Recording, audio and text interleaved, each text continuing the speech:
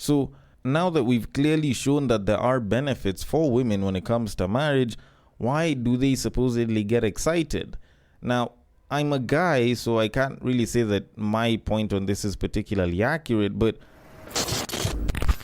the royal penis is clean, Your Highness. welcome to the Breakdown Podcast, where I talk about love, sex, and relationships from a guy's perspective, as well as a bunch of other guy shit. The man on the mic is a man who likes his women the same exact way he likes his yogurt. He is also a man who definitely adds running his mouth to his cardio routine. It is none other than your tall, dark, and mildly handsome man, Sir Denver B, and I am here to talk about marriage. Yeah, the thing that I'm not at that status, I'm not there yet, but supposedly for some reason some people are talking about it. But in this case, it's like, why the hell not, I've got a rant on marriage, I've got a main topic on marriage. Interestingly enough, they're both going at it in different ways, but you kind of have to think about it. Marriage itself as a topic is pretty broad, and for those of us that have little to no experience, this isn't supposed to be our forte. But for some reason, it's like we just can't seem to not talk about it. Like, we're in that position. Like, we kind of have to think about it, we kind of have to talk about it. But those of us that aren't there, some of us might be, idealizing it, wanting to be there. For others, it's like, okay, considering the state of things right now, do I really want to get married? Like, those are things that we definitely want to talk about. And it is something that I do intend on speaking about entirely as a topic, or should I say topics. And as always, should you like it, should you not like it, should you have a different form of feedback, or should you want to suggest a potential topic and or a potential guest for the podcast, then you can always hit me up. The DMs are always open. The social media links are in the description below. And if you don't feel like checking the social media links in the description, I always mention them at the end of the episode, so you could also just listen all the way till the end.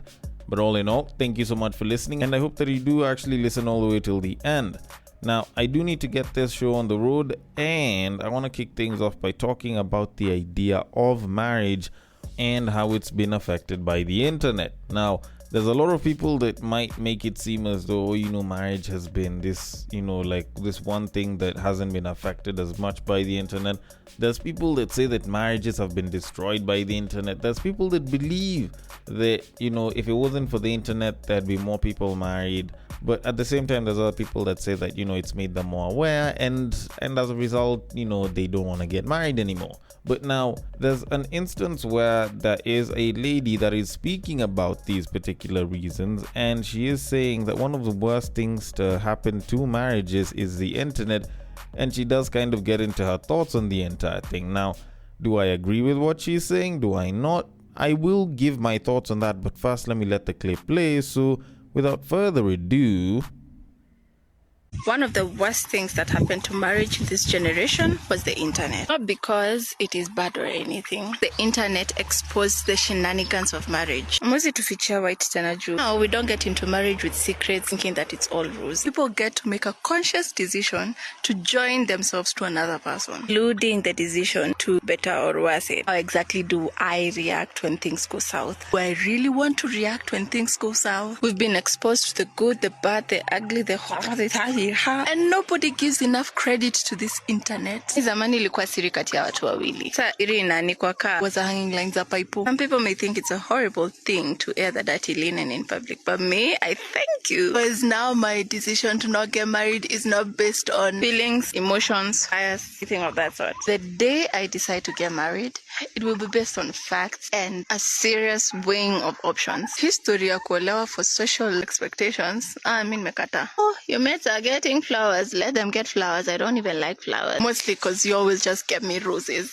And probably they're not my favorite flowers. Flowers I like are wild. Anyway, thank you so much, internet. Because the internet is both the best and the worst thing that marriage has ever encountered in its life. It's all there in color. Whether it goes well or absolutely horrific, just know all the information was provided to you before marriage. All the best in your ding dong merry lives on high. Na mkiamua kuoana mnite ni waplanie event. Okay. Particularly interesting thoughts that she gave there. Now, she did address the statement itself, and it's not like she attacked it purely negatively or purely positively, which I liked. She tried to have a fairly balanced outlook on it, and I do kind of want to get into that. Now, the entire clip is her addressing the statement that one of the worst things that happened to marriage in this generation is the internet. And, considering whatever points she's given, do I really think that marriage, or at least that the internet, is one of the worst things that happened to marriage in this generation? Personally, no. I feel like it's been a mixed bag considering everything that's happened as a result of the internet, because while you could say that yes, the internet has destroyed marriages, it's also made a bunch of them. And you might think that I'm just chatting a bunch of shit, but y'all are forgetting that dating sites exist and they have led to people getting into relationships and getting married as a result of meeting on dating sites. Also, there's cases like pen pals. You can talk about social media. There's a lot of people who've met their significant other on social media. They never knew each other, and someone slid in someone else's DM. Someone was liking someone else's posts. Someone slid into someone's Facebook inbox, or slid into someone's X, or should I say Twitter DMs. Like, there are a lot of relationships that have turned into marriages because of the internet, but at the very same time, the internet has ruined marriages as people have gotten into porn addictions, gambling, so on and so forth. And I know she didn't mention that bit, but it's a part of the reality that's there. Like, it has ruined a couple of things. People have gotten into porn addiction, online gambling addiction. People have had extramarital affairs using the internet. You can look at WhatsApp and, like people's inboxes and shit. And, a lot of the quote unquote marriage advice has kind of affected a bunch of people and made them not want to get married. And as a result, it does kind of come down to the fact that I don't think that it's had a net negative or a net positive. It's basically roughly about the same. It's just that people now are a lot more aware about what happens in marriages, and that might sway opinions on whether someone should get married today or not. But that one is highly subjective. But that said, the one thing that I liked about what she was saying in regards to everything, besides just the awareness, is the fact that she didn't say that she wouldn't get married. She made it seem as though it was an if, but also she mentioned about when she will be getting married. She'll be doing it from a place of more information. Now, the fortunate reality in that is that it still sounds like she is pro-marriage. She just wants to do it, in her own terms, at her own time, which is great. That's okay. I don't know if it can work for everyone, but the younger you are, the more you can say stuff like that. But with that said, I feel like a lot of the quote unquote awareness that people talk about isn't really awareness, or should I say information, or should I say it's not as useful for so many people as it probably is expected to be or is believed to be. Not that, understanding that there are shitty situations in marriages that, a lot of people have gotten into isn't bad, but rather, provided you get yourself into a good relationship, there's a lot of things that people will talk about on the internet that can just give you just very, very unnecessary paranoia. Now, don't get me wrong, it's not like I'm saying that you should shut off the internet and not listen to anything. Like, yes, if you do want to listen to that kind of content, you can go and you can listen, but I need you all to remember that there's a lot about marriages that happens outside of the internet that is not brought onto the internet or just isn't spoken about enough, that a lot of people fail to recognize. There's a lot of labor, there's a lot of sacrifice, there's a lot of giving, and there's a lot of genuine benefits that do come from marriage. And as such, like, people don't talk about it all that much, but it doesn't mean that it's not there. But all in all, I would say if you do believe that you getting married, might be affected by the content that's on the internet, more so in a negative way, I would advise you to go out, touch some grass, and go and speak to a bunch of people who've been married for like 5 years, 10 years plus, and just listen to the difference in those stories. No marriage is the same, just like relationships, no relationship is the same, but at least you learn that there's some things that seem particularly similar, and a lot of those things can make up the foundation of what a good marriage is supposed to be, which is what I believe we all want. Although, then again, with that said, maybe I am wrong about it, but I do feel like a lot of what's there is just excess info, if not excess news on people. So it's kind of like you being in a plot where everyone's stories are just out there, or just a bunch of people's stories are out there. It doesn't mean that everyone's lives is like that. It's just the people whose stories are involved are the ones who may be going through shit like that. And, sometimes behind closed doors, things might be getting a little bit better for them. You never really know, so don't always trust what's on the internet. And with that said, I'm going to leave it at that and move it on to our main topic of this episode. And this is also marriage focused, but in this particular case it's more about questioning the benefits of marriage to particular parties. Now, every so often you find people on the internet busy talking about how marriage doesn't benefit certain parties, or marriage doesn't benefit people, or marriages are useless today. But the question we should really be asking is, who does marriage really benefit? And the people that are getting married, are they doing it just for societal reasons, or is there actual benefit when it comes to marriage? Now, while I was on Reddit not too long ago, I stumbled across a particularly interesting article where someone was claiming, at least in the title, that marriage only benefits men. Now, while it is something that I have also admitted, and I have spoken about it quite a bit, and I've spoken about how marriage, at least on paper, seems to benefit men the most, I haven't necessarily said that it doesn't benefit women. But all in all, this is a sentiment that has been pushed out quite a bit, especially the last couple of years. But this post made me question whether I might be saying this in a good way, but I might actually be misleading some people to some degree. Not that I'm saying something wrong, but rather there's definitely more to the story, and I think we might be skewing details based off of things that we're looking at in theory. But anyways, before I can say too much about it, let me just get to the post itself. So the post says, and I quote, "I just came from seeing a female friend of mine get engaged during the weekend. She and her friends were so excited. I don't think I've ever seen her this happy, even on her birthday. Her friends were also there for her and so excited for her. Ever since the day of her engagement, she has posted like 100 stories on IG about it, the ring, the proposal, etc. And even today, I see she is still posting. Weirdly, the groom didn't post anything. We just all said congratulations to him and we moved on. He didn't even seem that excited. He was happy, but nothing near as much as the fiancé. All this got me thinking, if marriage indeed only benefits men, why does it seem that women desire marriage way more than men? I mean, I never heard any of my friends, majority 28 to 37 years old, talk about marriage in an excited way. Most talk about it like the way they talk about their birthdays. Yes, they're kinda happy, but not really excited. I've seen these guys excited when we watch football, or say when they buy a new car. The excitement is lacking compared to my female friends, and women in general seem to be genuinely really excited, happy even, elated about being proposed to. I've also rarely seen a man in church ask to be prayed for to get a wife. When this topic comes up, it is usually women who are usually praying for a husband. Rarely does a man ever ask to be prayed for to get a wife. Most men is work, money, maybe health issues, but very rarely a marriage partner. So my question is, if indeed marriage benefits men more, why are women the ones who seem to desire it and get excited about it way more than men? End quote. Okay, particularly interesting post there, and I do want to get into my thoughts on it, but like I said, let me start with the comments. Now, I centered around 3 comments that I wanted to talk about because, at least some people try to give answers to this, so I want to get to those first. So the first one that I saw said, and I quote, "This is an argument as old as time itself. In my opinion, a good marriage should be beneficial to both the man and the woman. As soon as the benefits are too skewed, where one constantly gives and the other always takes, that's where toxicity sets in.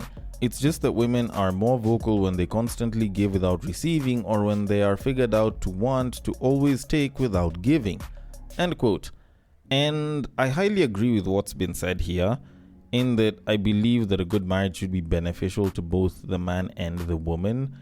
And the moment the benefits seem to skew to one side or the other, usually there's a question of finding some way to get more benefit from the person that seems to be on the losing end of things. So this is where you find, like, for example, men who are like, oh, I have married this babe, I've given her the stability, and I provide and I pay all the bills, blah, blah, blah, I should be allowed to go and fuck around and shit. Like, that's where you tend to see situations like that. And it's not something that just goes towards the men. It also does happen to the women as well in equal measure. And, there are ways in which babes can kind of just take without giving, or they can just be on the receiving end without really putting in effort or something like that. But with that said, let me move to the next comment, which says, and I quote, "One lady once told me she started planning her wedding when she was a kid. Me at that time, I was thinking how I'm going to rise the ranks in class to become the first body, na vile nitawin bano za watu. They all fancy weddings." End quote. And this is really funny. Like, yeah, apparently, like, there's some women who've wanted a wedding or have thought about what their dream wedding would be ever since they were in, like, their single digit ages. And us guys have had other thoughts the entire time. But yeah, people do talk about how a wedding is a woman's favorite day, blah, blah, blah. So whatever dude is saying is particularly true. Now, I do question the validity of this point in this entire thing, considering that people have spoken about marriage, but oftentimes people also confuse it with wedding. But you know what, that's a story for a different time. Now, that said, there was the other point that was put here, which said, and I quote, "Might be a weird take, but every time I hear a woman say they're getting married or having kids, I feel sad." End quote. And okay, I was very curious about this because I found it a little weird that someone would say that, and at least I also did agree that it is a little weird. So when I looked into it, I found that she had responded to someone who had asked her why, and she said, and I quote, "I just see it as them losing a part of themselves. Less freedom, suddenly all you ever talk about is your husbands and children and how to be a good wife. They stop being the carefree people they once were." End quote. And okay, I can get that maybe that might seem like a bad thing, but if anything, I feel like it's not. Granted, like, I can understand the desire to be a carefree human being, but I'm a very big believer in the fact that, like, every single period and what it is that you experience is very specific to that phase, and life isn't going to be one thing the entire time. A lot of it is very phase, specific. So the idea of being carefree is great, but doing carefree for the rest of your life, while it does sound like a pretty nice concept, can kind of get boring after a couple of years. But granted, I haven't done the whole carefree thing, so maybe it's just me. But considering that I've sat down and had conversations with some of my friends who are married, and also one or two that already have kids, like, in as much as me being single and not having any kids is concerned, while it's not bad, like, I listen to how they talk and, the kind of challenges they have and how they discuss shit. And I've got to admit, me and my carefree life kind of seem a little, I'm not going to say insignificant, but less significant in comparison to some of the things that they basically deal with, live, and basically go through. Because, like, I can talk about trying to pick up pussy or, like, trying to, like, holler at a baby and but when dude is busy talking about trying to figure out a mortgage, or, like, like, taking the kid to school and paying school fees and shit, and, like, some of the challenges of being married, like, their issues are, beyond them, and me talking about babes just sounds like I'm just focusing on myself. Now, granted, I am a guy that's pro-marriage, so maybe this is something that's specific to people who are pro-marriage, and if you're not pro-marriage, then, maybe you being carefree is something that matters a little bit more to you.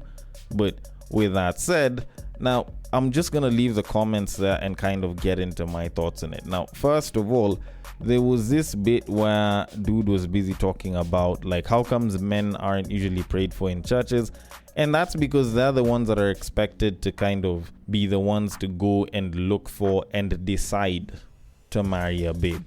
It's like, have you ever seen pickup artistry for women?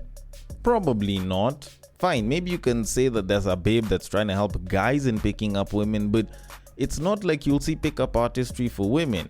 And that's for a particularly good reason. For them, they should be able to attract a man, not necessarily be picking one. And even though, there's nothing wrong with picking a dude, like at the end of the day, it's not like it's that dire of a situation where they have to be the ones to go and learn how to pick up the opposite sex. Now, I can get into the whole idea of mate acquisition versus mate retention, but for the most part, like as the man, you're the one that has like the deciding factor when it comes to whether to get married to someone or not, as opposed to women. For women, they just try and put themselves in the best position possible so that they can be selected for marriage, which is why they go for prayer, so that they can make themselves, be more selectable or have more people in line so that they can be selected for marriage. But then again, that's an entirely different discussion. Now, one of the first things that I wanted to talk about, and this was mentioned in one of the comments and I brought it up, but also in the main post, is the idea of the wedding and the fact that we're talking about marriage and also talking about the wedding. Of course, there is a difference between a marriage and the wedding, and I think a lot of women idolize the wedding but don't necessarily think about the marriage as much. And I'm sure there's someone that's gonna be like, no, women also think about marriage, blah blah blah. But I would argue that there's a lot of women that like the idea of being married but don't exactly understand or want the idea of being a part of a marriage. Now, granted, I could be wrong about this, but I feel like this is probably one of the biggest differentiating factors between a lot of women that say that they want to get married and whether they are actually good marriage material. Just mostly the fact that they want the wedding and they want to be able to say that they're married and enjoy the benefits of marriage, but it's not like they're really about the idea of putting in the work and going through the changes that come through when people get married. Now, granted, like I said, I could be wrong about that, but that's just how I've seen a lot of examples of women today. Now, with that said, I personally think that we mistake the idea of benefit a little too often, whereby we look at it and we think that benefit is factual. And especially when you look at the idea of, marriage benefits men more than it does women, I think we make that mistake a hell of a lot more, where we have this thought that just because there's benefits on paper, they're going to translate to reality and, people are going to benefit the entire way. And oftentimes we make this mistake and we believe that that's how stuff is, but a lot of times that really isn't the case. And I'll explain this with the example of you buying the latest and best iPhone. So let's say you get the 17 Pro or the 17 Pro Max, considering that this is 2026 and that is the latest, greatest iPhone that they currently have as of the time of this recording. So you get that phone. People will talk about how, you've gotten a phone and you're going to enjoy having the best camera, the fastest processor, much better charging, and also, you can get a MacBook and it'll be super connected and you can pair it up with an Apple Watch and EarPods or AirPods Max, and things will be absolutely amazing.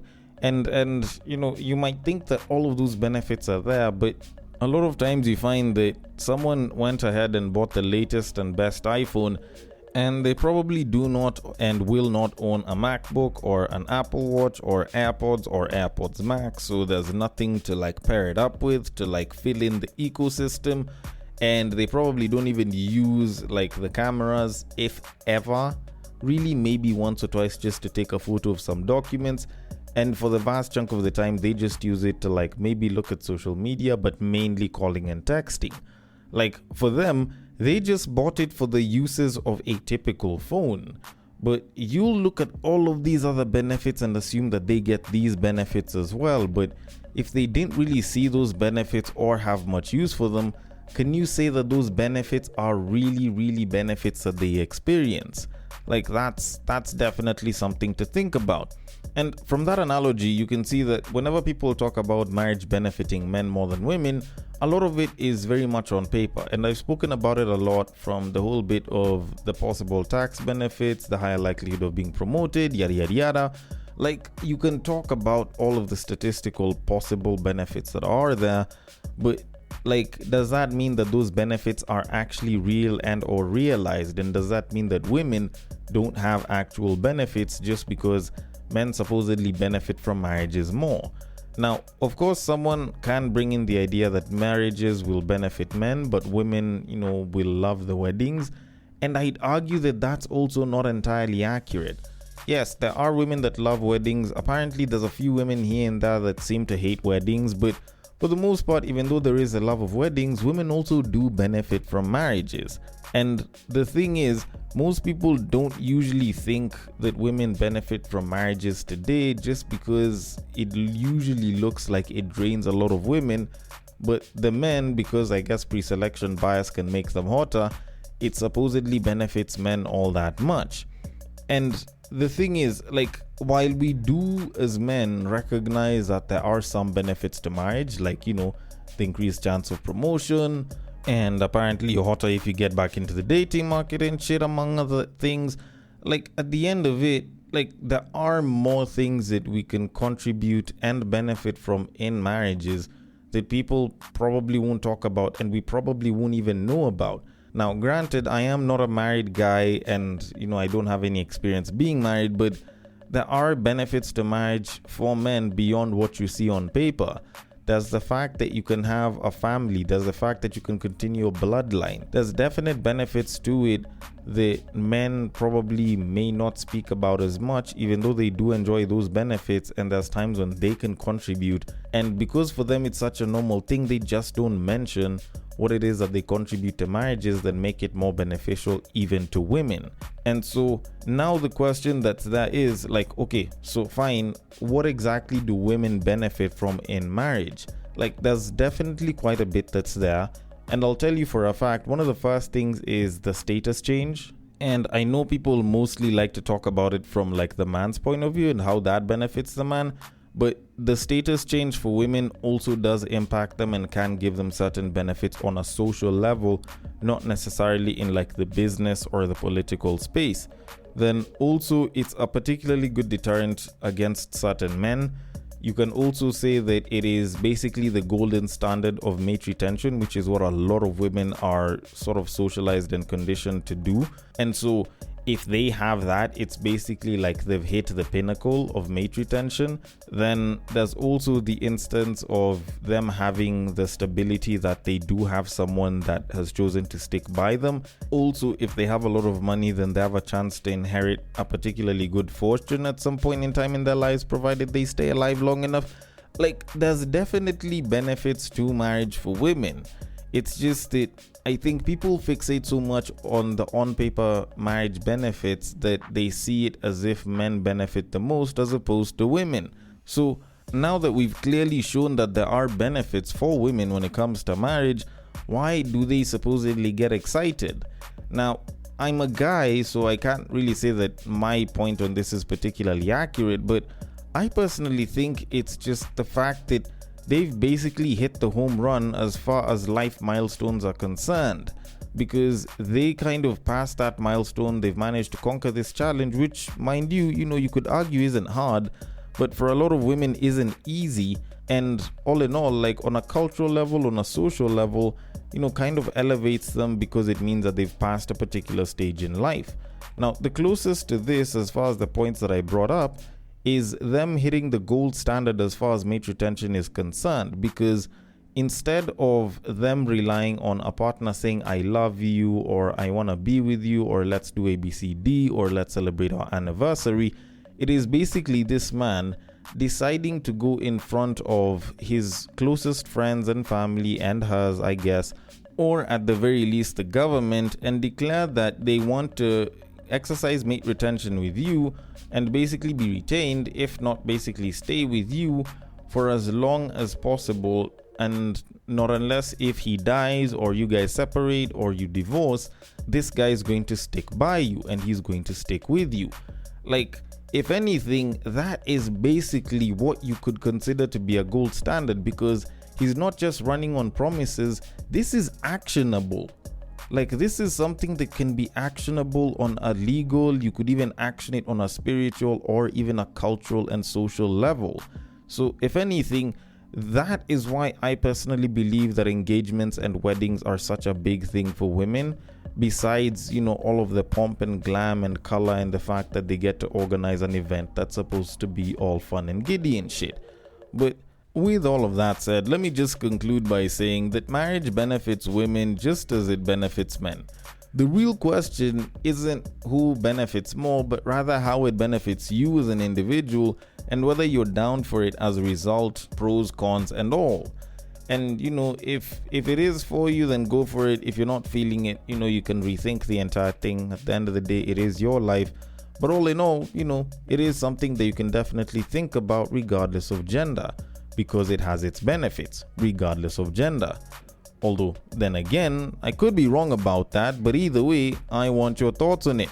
The DMs are open. On IG, it is at the breaktime_podcast. On Facebook, it is at the breaktime podcast. On X, it is at BagakaTheD. And on Bluesky, it is at the breaktimepod.bsky.social.